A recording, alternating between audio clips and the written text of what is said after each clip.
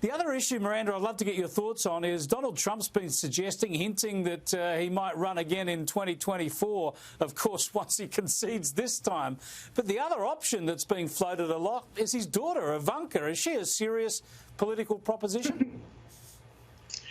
Look, people love to try and imagine a Trump dynasty, or dynasty as we say in Australia.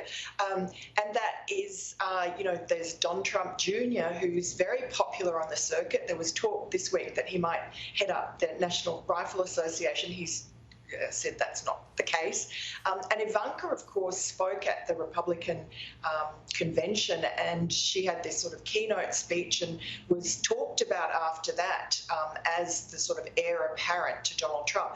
Now, I'm told that Donald Trump's adult children are urging him to run again in 2024. Whether or not he wants to do that, he seemed keen to keep on going with the campaign, I guess, the other night. But once he's back making money and playing golf, why would he want the punishment again? And after all, he'll be 78, still 4 years younger than Joe Biden, but it's pretty tough going at that age. So Ivanka Trump, she's very presentable.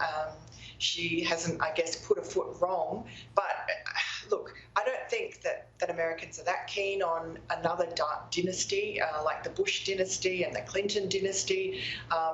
They've sort of knocked that on the head now the last few years. And there are so many great young Republicans coming up through the ranks who are, I guess, schooled in the Trumpist tradition and are allies of Trump and his conservative populism. But there are lots of them, and I don't really think that they're going to be likely to step aside very easily for the daughter of the president, who really hasn't proved herself on the political stage. She'd have to do a lot more of the hard yards before that would happen. Yeah, Nikki Haley for mine, but there's a long way to go on all that. Thanks so much for joining us, Miranda. I appreciate it. Thanks, Chris.